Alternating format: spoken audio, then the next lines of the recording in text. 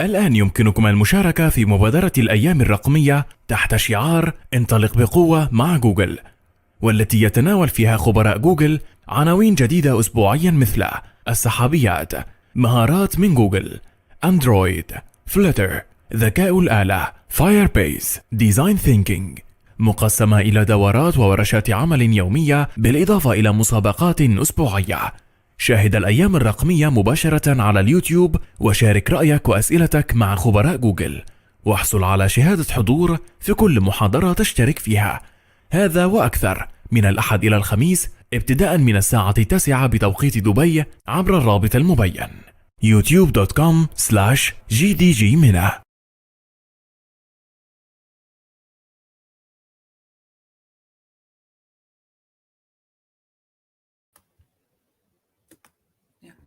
So hello everyone, hope you're doing well and enjoying good health, and welcome to air handling part 2 session today. We saw the last session, the air handling part 1. And before we start, as usual, let me just introduce myself. My name is Lamis. I'm a senior software engineer based in Tunisia. I've been into Angular for the past few years. I'm a GDE for Angular. I'm the creator of Angular Tunisia. And I do a lot of mentorship, speaking, and training. I'm also involved in women empowerment communities. I'm a member of Women Who Code and Women Who Code Frontend. So if you are interested in one of those communities, just reach out. Don't hesitate to reach out.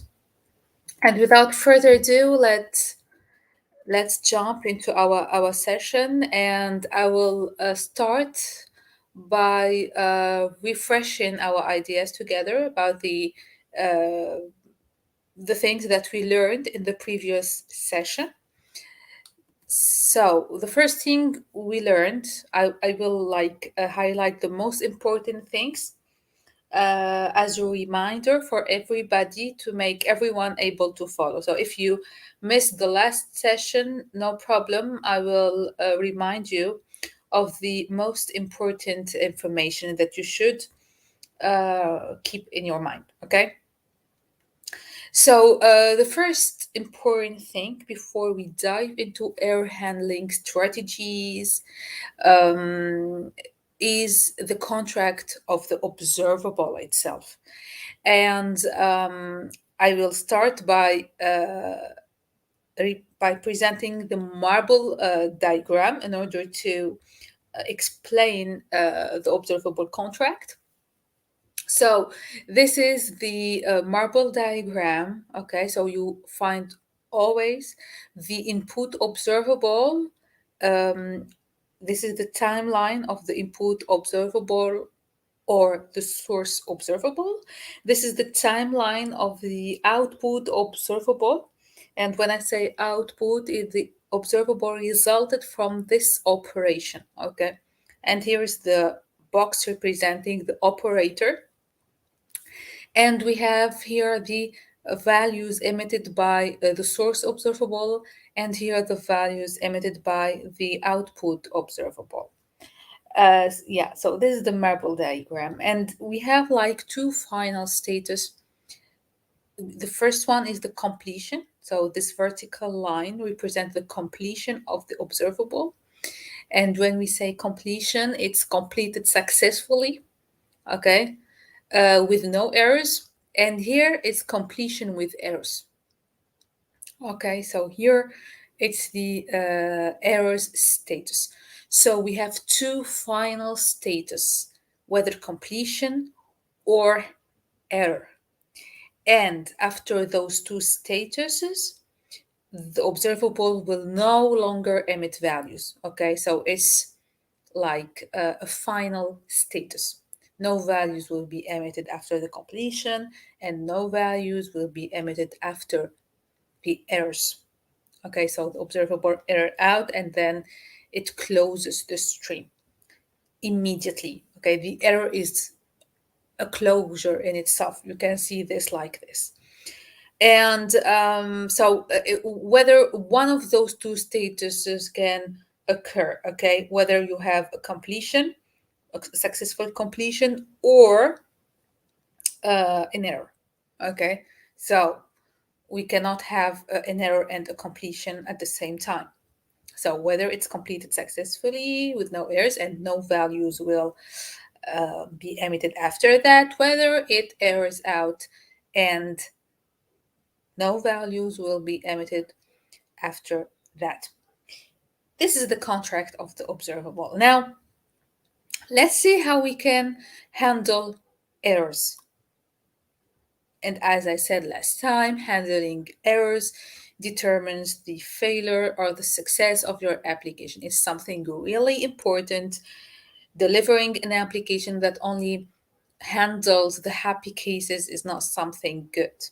Okay? You have to handle the possible errors for your users. Okay? As much as you can.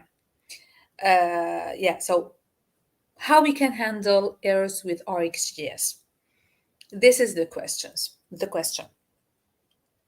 So the first thing that we learned in the beginning, the classic way to handle errors, is the error callback provided within the subscribe method. As you can see in this code snippet, I have an observable, which is stream dollar. And here I just, for those who don't know, dollar is an informal convention. It's a community convention to say that this variable is an observable. So stream dollar is our observable. It's created from an array. Okay, so I imported from the RxJS library, and I have here an array. And this function will transform this array into an observable. And when you subscribe to this array, to this observable, you can provide callbacks. So the first callback is the success callback. The second one is the error callback, and the third one is the completion callback. So here we are kind of saying, okay, for every received message, just log it in the console. Okay, and here is like we are simply doing console.log, but you can do anything else. If you have an error, just log it in the console, log this error in the console, and if the observable completes, then just log stream completed. Okay, and what we will see here, we will see the values of the array emitted one by one, 1, 2, hello, and 5. And then once those values are emitted, the stream will complete, and we have a callback for completion. So our code will fall in this line, and it will log stream completed, and that's it. So this is the the first classic way to handle error is to register an error callback. So I just want first to remind you of the subscribe callbacks and how it behaves. Okay, I showed you this in the first sessions of RxJS. I mean, the first section, the first session of introduction and all this stuff.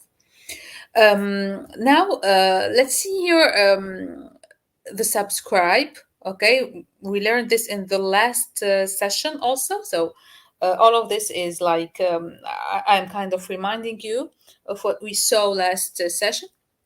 Is that the subscribe with 3 arguments is deprecated starting from the version 6.4. And because I am using in this example here RxJS 7. Okay, so we learned last session that the subscribe is deprecated, and it started from the version 6.4, so automatically in the version 7 we can't, like, we can use, but it's deprecated. So in order to use the new method, you only have to pass one argument, which is an object that contain three keys. You can whether call only one argument, one of those callbacks, or in our case, we want to put three callbacks. So you can like create an object that contains those three callbacks. Okay, so you have both signatures. You can use only one callback, or you can combine those three callbacks in one object and then play around this stuff. You can like you can preserve the order, or you can like change the order of next error and complete. And you can add other parameters also. So this is the change in the subscribe signature. So here is the new subscribe method, and we used it. Now let's simulate an error case. Okay, let's simulate an error case and see how this will behave. And that's what we see also in the last session. I'm still here reminding you of the last session takeaways. So here I have my stream dollar observable, and what I'm doing here is just mapping. Map here is a transformation operator, so I want to transform the values coming from stream dollar, and for every value emitted, I want to check if it's a number, then it's not okay, I will throw an error, else I will return this element. Okay, so I am not accepting. I'm sorry, it's the opposite. Sorry, if it's not a number, I will throw a new error. But if it's a number, then it's okay. So I'm only accepting numbers. I am not accepting string values. Okay. If it's not a number, then I will throw an error. And I am doing the subscribe in order to log the incoming messages, the errors, and the completion. Okay. And as you can see here, so the first thing we have in the console is the value 1. So the value 1 comes here in element. This test, if it's not a number, is false because 1 is a number. So it will return 1, and my code will fall here because I have my observers will get a value. Okay, so we will just here log the value 1, so I can execute this code here. For 2, it's the same thing. For element here, it's 2 now. I will do the test. It's a number, so it's okay. I will return it, and my code will fall here in this place, and I will log the 2 as a message. Then for the third value, it's hello.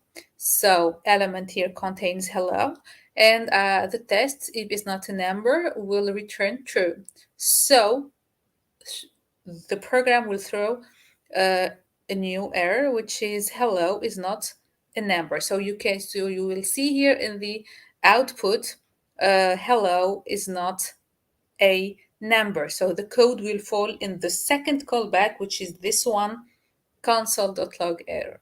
And it will not log stream completed. Why? Because as we said in the previous slide, the error is already a final status. Okay, so it's whether an error callback or a completion callback. Just keep this in mind. Yeah, so this is how we handled or how we learned to handle errors in the first when we started to learn RxJS. But this has a few limitations, especially it's impossible to recover from an error. So if I want to retry this code or retry this observable in order to give it another chance or to recover from it, so I can't. Okay, there is no way to do it here, and it's impossible to emit fallback value. So if I want this observable in case of error to emit fallback values or some alternatives to the values emitted or default value. So I won't be able to do it, okay? I don't have the way to do this here. I only have a callback that I can register, and that's it. I don't have the power on the observable or on the source observable itself. Okay. And of course, I didn't put this here, but it's not like very recommended to use subscribe in your RxJS code, because when you use subscribe, it's a door open for imperative code, and we recommend more declarative code. So it's highly advisable to declare observables and then subscribe with other like, I mean, if you are in Angular, for example, you can use other ways to subscribe to those observables. Okay, so that said, the method subscribe is less used in a real world and in a declarative styling approach. Yeah, so that's why I introduced in the last session the catch error operator, which is very recommended in handling errors with RxJS. And catch error can be applied on an source observable that may error out and return an observable. Okay, and there are a lot of strategies with catch error. We saw in the last session 2 strategies, and we will see in this session the third one. Let's start with the first strategy, which is catch and replace. So here,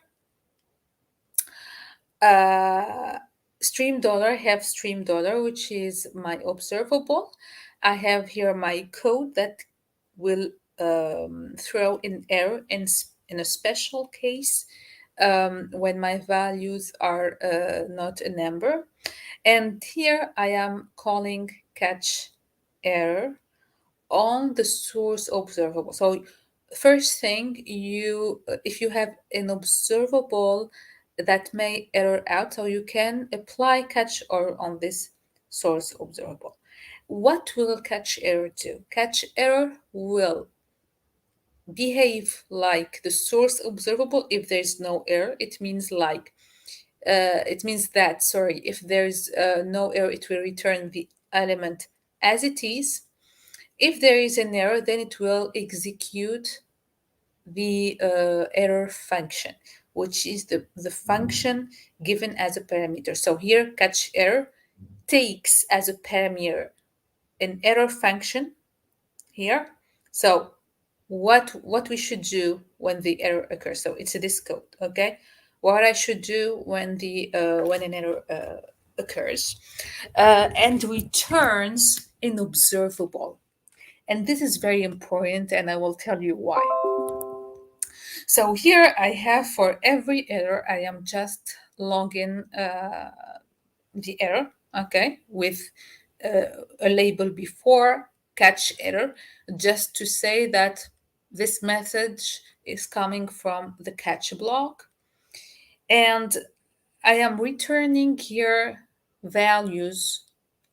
I am returning an observable that will emit 2 values to be accurate. Okay. So here, to be accurate, an observable that returns 9 and 10, 2 values.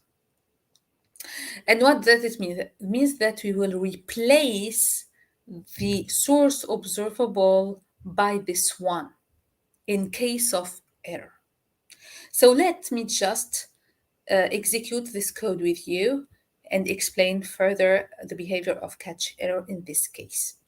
So here, this is my observable. It will emit the first value, which is 1. So 1 is a number, so it will return this element. It will return 1. Now, when coming to catch error here, catch error will return 1 as it is. So here I will fall in this line because I don't have an error. It's an incoming message, and we will log 1.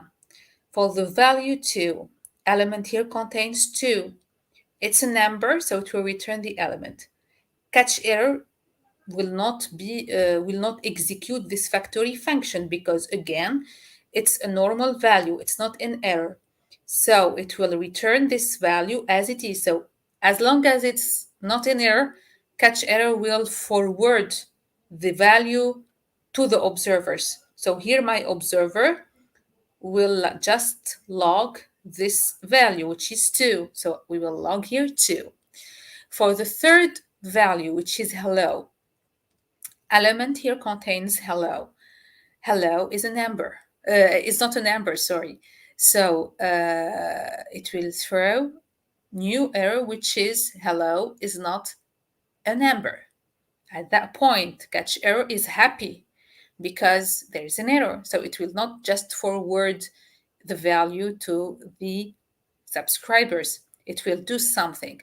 And what catch error will do, it will execute this function given as input, which is the error callback function. What you want to do when the error occurs. And for this example, as we have the strategy replace, which means that we want to, if there is an error, we want to replace the values by another value.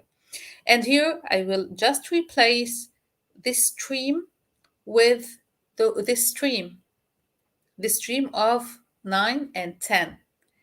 Under the hood, so catch error will return this observable and it will subscribe to it.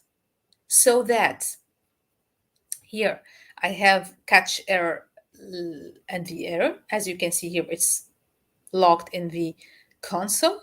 And then catch error subscribes to this observable, and the initial observable is no longer there. Okay, it was replaced by this one. And we have here 9. So it's a normal value. It will log 9. Then we have 10. It's a normal value. Then we have no values because we have only 9 and 10. So the stream should complete, and it will fall in this in the third line, which is stream completed. Okay, so this is how we can do catch and replace. So we can catch the error and replace this error by a normal value, which we call the fallback values. Okay, and this makes sense in many use cases. Okay, I am showing you here the different strategies, and every strategy is recommended or can shine, let's say, in some scenario. Because, for example, if you have if you are calling an API, and you will an API that will return a collection of employees, for example, and you will display in your UI this collection of employees in a table. So if this API is broken, or it throws an error or something, I don't know, whatever the error is, then I don't want my UI to crash. I want the table to be displayed but empty. There is no values, for example. Of course, if the error is not like an error that should be displayed to the user, okay? Because sometimes the returned error should be displayed to the user, but I'm just giving an example. So here I will just replace, in case of error, I will replace the observable but by an empty observable. I can return here of nothing. Okay, so catch error will subscribe to this observable that return an empty value and will complete then immediately. Okay, and in my UI, I will see an empty table. There are some cases also when you need a default value. So if there is an error or something, you should display to the user the default value or the default flow. So I can here return an observable of the default value, which is of default value. So you can see here, you can do whatever you want. You can just return an empty observable, which is of, you can return of an empty, or you can return an observable that contains one value. You can return an observable that contains a collection of value. you can do wherever you want. If you have like a feed of news or something, and the update or the refresh crashes, so you have, in this case, you should display to the user the latest news. Okay, so you can here return a collection. So those kind of scenarios that you need like to replace, because when an error occurs, as I showed you and I explained, the observable will, it's a final status. Okay, so it's a completion. The observable will complete and will no longer emit values for you. Okay, and you should handle this in your UIs and in your programs, okay, in order to deliver coherent scenarios. Then so this kind of catch and replace can solve this kind of scenarios that I am pointing out. So this is the first strategy. Okay, so keep in mind that catch error subscribe to the source observable behaves like the source observable exactly when there is no error. When there is an error, it will execute an error function, a callback function given as input, and it returns an observable, okay, that you can use in order to replace the source observable, okay, or you can use it to return an empty value. You see. So and it, under the hood, it will subscribe to this observable, so the flow will stay alive and then it will complete. Okay, and you can chain catch errors if you want. So this is the first strategy, which is catch and replace. The following strategy is catch and rethrow. So as catch error returns an observable, you can whether return a replacement observable or return an error observable. Okay, and if you want to rethrow the error, this is very useful when you want to propagate the error for all the subscribers. Okay, so the error will not be handled at this level. It will be handled at the subscribers level. Okay, so it makes sense here to rethrow.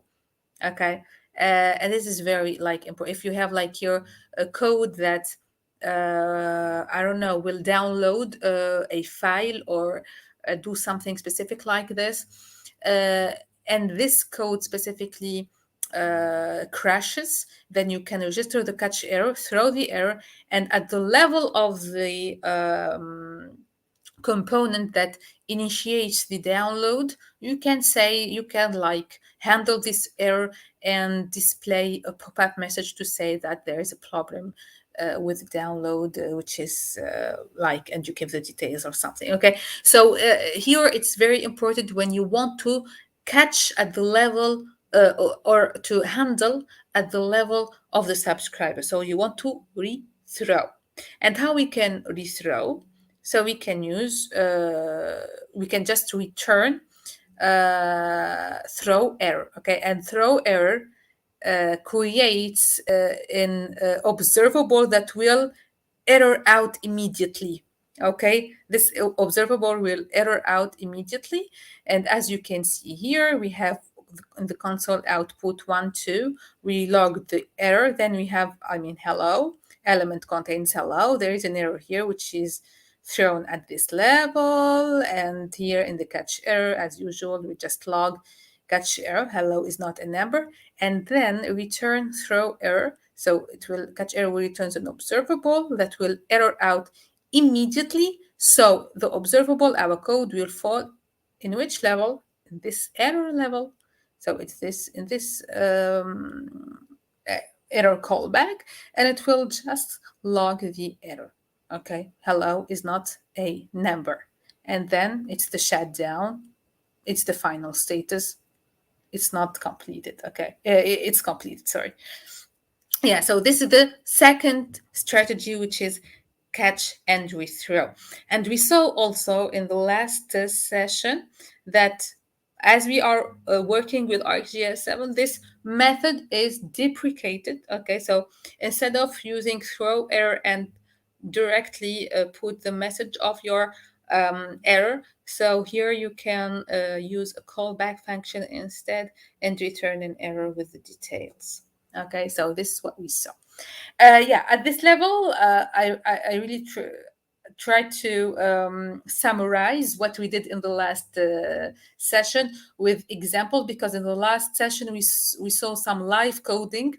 Maybe here with the slides you can understand and focus more on the strategies and the examples, etc. So you can memorize more the different strategies, operators, deprecation, etc. That's why I highlighted this in my slides, because I find this very important. And maybe my students always say that this is very a lot of confusing or complex part in RxJS, but I really find it like when you understand it, you can find it like easy to follow and to understand. Yeah, so those are the strategies. Two strategies: catch and replace, catch and rethrow. And the third strategy is the retry strategy. Okay, what if you want to give your observable a second chance? Okay, in order to recover from this error. Okay, so here in this case we have the first thing we can find also in the official documentation and in all the exposed operators is the retry operator. Okay, so I can use here the retry operator before I handle the error. Okay, so here what I am saying here, I am using retry, that I am saying if there is an error, we try this observable 2 times before giving up and saying like this is an error and catch error will take the lead. Okay, so here in our case, we will have 1, 2, which are not errors. It will be logged in the console here. Then we will have hello, which is an error. So an error is thrown and retry here comes into play. It will give the observable another chance and it will retry it. So we will start from the beginning, from the value 1. And we will have here 1, and then we will have 2. And for the third value, we'll have an error. So it will errors out. We try, have another chance, which is the last chance. So it will retry it from the beginning. And we will have here 1 and 2 again. And when we have hello, which is the third error now, okay, then we will not retry it because we like consumed or the chances, okay, which are 2 chances. So you can hear the 2 chances after the error. Okay, that's important. Chances after the error. So at that point, retry will not like don't have like more available lives. So it will forward to the catch error, and catch error will take the lead, and it will throw the error. Okay, we just use the previous example with retry before. Okay, this is like useful, but not in all the cases. Let me explain. In this case, this error will always occur. Okay, so it's needless to do this. It's needless to retry it. Okay, because every time you will retry it, you will have the same error. Okay, hello is not a number, and it will never be. Okay, so it's useless to retry for fixed errors. Fixed errors mean an error that will happen in all cases. Okay, so don't do this. Retry is useless here.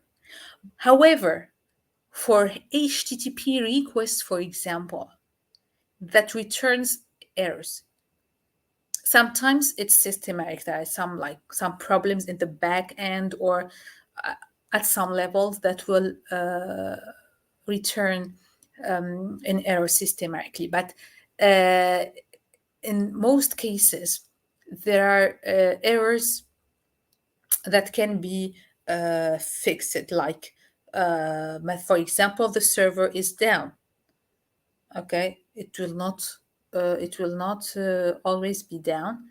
When the server is up, the HTTP request will return values again.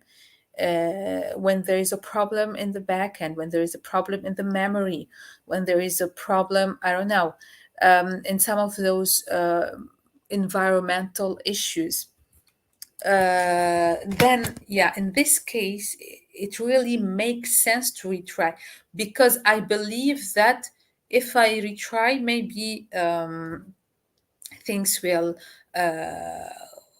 be better. Okay, for when there is a disconnection, for example. Okay, maybe when I retry, the server will get connected again and things will be better. So in those cases, it really makes sense to retry. So you can choose, even in the retry, there are two strategies. You can retry immediately after the error, and this is the case. Okay, and there is also a retry when, which is retry when there is when the condition is satisfied. Okay, and a retry when operator is very useful in those cases. And let me explain with the marble diagram how this retry when behaves. So here we have the first observable is a notifier observable. Okay, and the second one is the source observable that may error out. Okay, retry when takes as a parameter the notifier observable. Okay, the notifier observable will determine when we will retry. Okay, so here, for example, I have the value 1 emitted by my source observable. There is no error. Retry when will forward this value to the output observable. Then my source observable emitted 2. Retry when will forward this because it's not an error. After that, my source observable errors out. So retry when will wait for the notifier observable, which is this one, to emit a value, okay, in order to retry the observable. Okay, you know that you see the difference. It's not like the previous case. It's an immediate retry after the error. Okay, as soon as it errors out, the retry will just retry it from the beginning. Now it's not the case. Retry when will wait before retrying until the notifier observable emits a value. So it errors out here at this time, and then here we have a notification from the notifier observable. We have a value emitted. The notifier observable emitted this value, so the retry when will retry my observable. And it will again emit the first value, which is 1, and the second value, which is 2. Then it errors out again. So my retry when will wait for my notifier observable until it emits a value. So here you can see that it will emit a value at this level. So at this level, a retry when will retry it from the beginning. It will return 1, but it will not return 2. And why? Because because the notifier observable completes before. So when the notifier observable completes, then retry when will complete immediately. Okay, and what does this mean? This means that if you want to retry after a condition, Okay, so what you will do, you will try to use a notifier observable, emit a value from this observable when you want the retry to be triggered, and complete this observable when you want the retry to stop. Because at some level, we want the retry to stop, otherwise we will have an infinite execution. Okay, so when you complete the notified observable, the retry attempts will complete. And when you emit a value from it, the retry attempt will get triggered. That's the behavior of the retry when. And we can use here an example. We can use it in our example, but as I said, here it's the retry immediately. This example is not the good example because we should it's a fixed error. Okay, even when you retry, you will get the same thing. But either way, here we have the retry when, and that takes as input the observable, the error is observable. Okay, which is our notifier observable. So here I have when retry when will take the this factory function. For every error, it will return this error, okay, in itself. And here I'm just using tab to log retrying the source observable, okay. In this case, in this particular case, you will get an infinite execution, as I said, because it's a fixed error, okay. You will not like recover from it. Every time you will say retrying the source observable, and you will retry again, and then you will find that there is an error and you will retry again. So it's an infinite loop. But for HTTP request, it makes sense. Okay, so here again we are retrying immediately. Okay, because for every error, I am not like this observable will emit immediately. Okay, and this one will emit immediately after, soon after. So it's an immediate retry. Okay, because it will emit directly after the error. Okay, but you can delay the retry, okay, by using the delay when operator and the timer creator function. So here I am saying delay when, okay, so I want to delay the emission of the values emitted from this observable. Okay, so suppose that this observable will emit a value. Normally the subscriber will get it immediately. In this case, it will not get it immediately because I said delay when. So don't forward this value immediately to the subscriber. Wait until this condition is satisfied, which is this factory function, okay, until this observable emits. And this returned observable is returned from a timer of 3 seconds. So it will return after 3 seconds. So when this returns after 3 seconds, then this value will get emitted to the observable. Okay, so I am just kind of saying here, just emit the value after 3 seconds. So the this observable will emit, and it will initiate the retry, or it will trigger the retry. In this case, we are delaying the retry. We are retrying after 3 seconds. Okay, and this is very common scenario for retrying, for example, after a disconnection. Okay, even in the real-time scenarios, when you have a disconnection, or you don't get updates, etc. So you want your UI to have the default values, the last emitted values. You don't want your UI to crash or your components to crash.